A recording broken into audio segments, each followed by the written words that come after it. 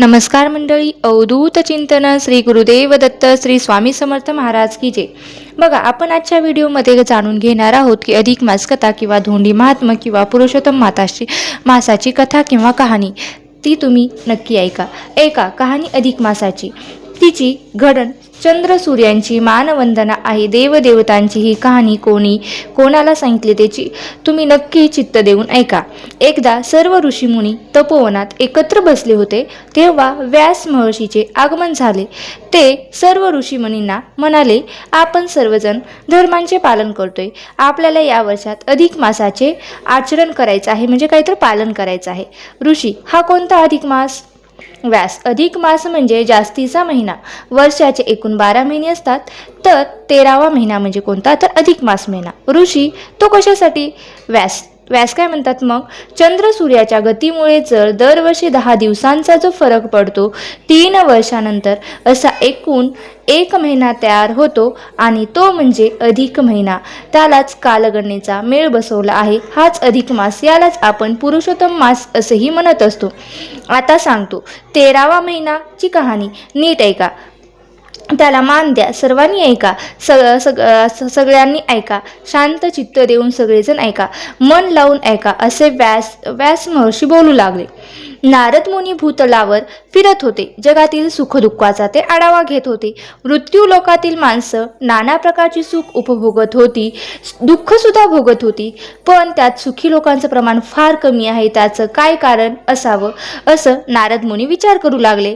विचार करीत करीत ते वैकुंठाला पोचले.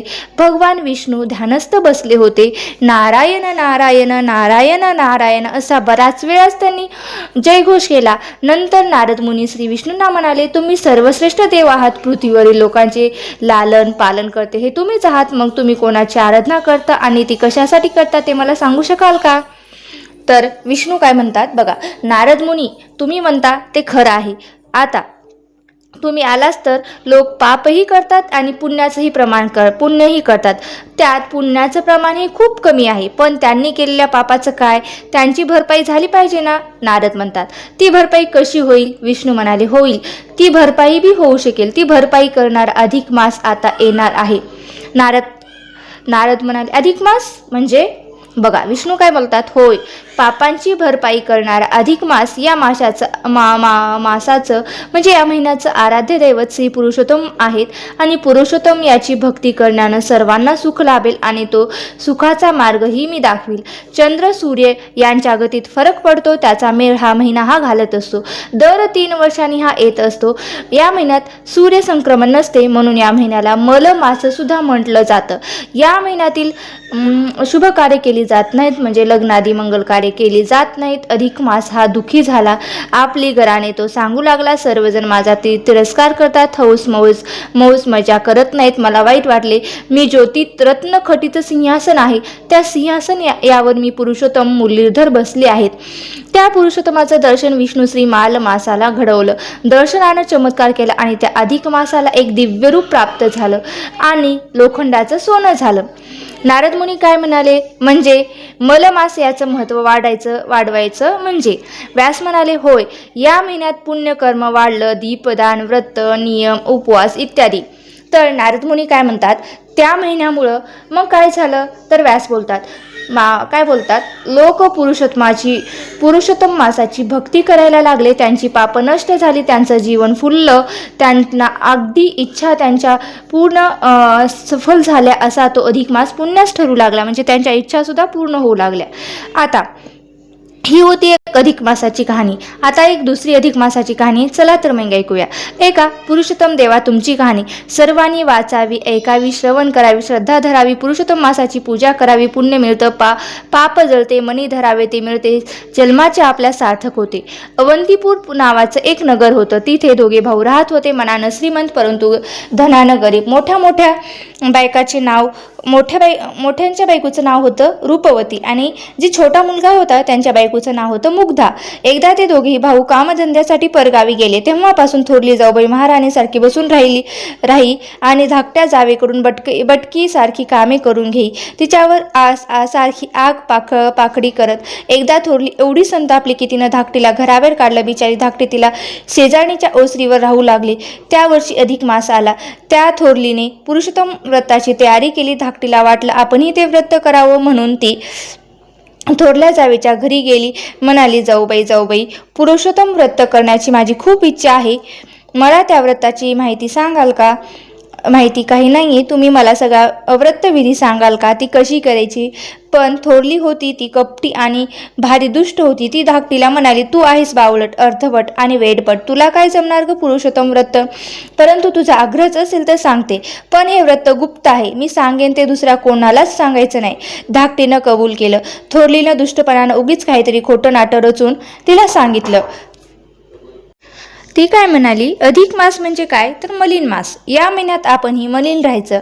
मलिन म्हणजे काय तर गढूळ पाण्यात स्नान करायचं, मळकट वस्त्र घालायची, शिळे पाके उष्टे खरकटे पदार्थ खायचे, घाणेरडे शब्द उच्चारायचे, उजवलेलं नसेल किंवा पिंपळाला नमस्कार करून म्हणायचं, पिंपळा माझ्या घरी जेवायला आहे, असं महिनाभर रोज करायचं, म्हणजे देव प्रसन्न होईल.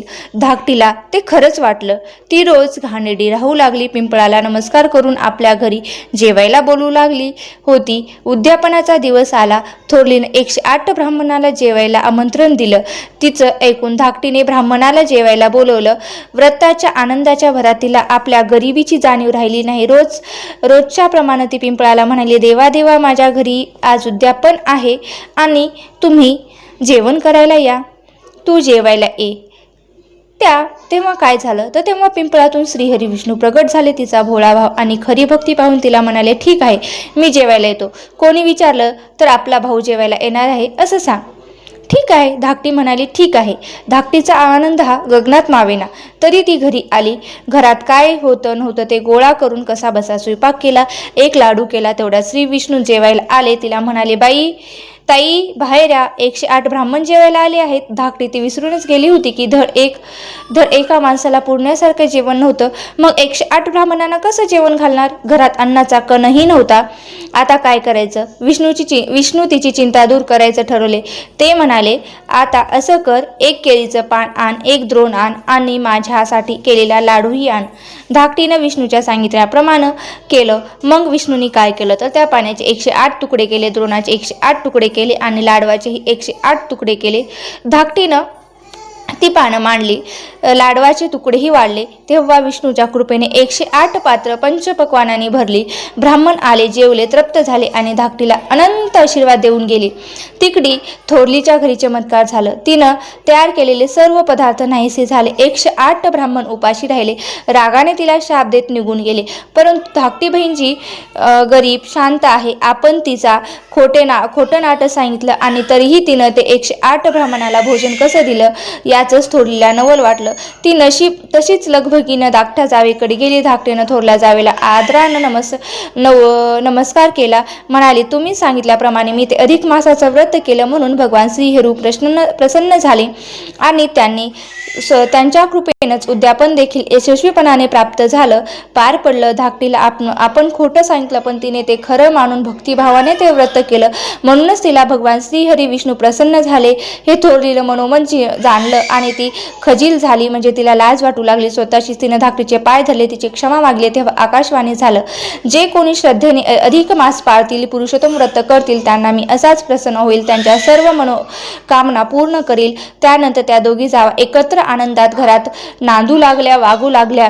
श्री पुरुषोत्तम मासाच्या कृपेने त्या दोघीचा संसार सोन्याचा झाला. दोघी जावा सहकुटुंब सहपरिवार सुखी झाले.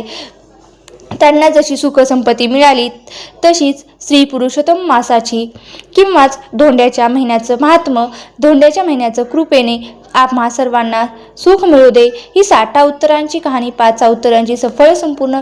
ओम वैष्णवे नम, ओम वैष्णवे नम, ओम वैष्णवे नम, ओम नमो भगवते वासुदेवाय नम, ओम नमो भगवते वासुदेवाय नम, ओम नमो भगवते वासुदेवाय नम, ओम नमो भगवते वासुदेवाय नम.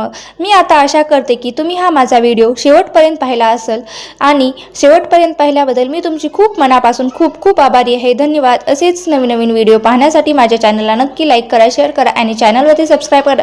चॅनलवरती नवीन असाल तर सबस्क्राईब करायला विसरू नका. धन्यवाद.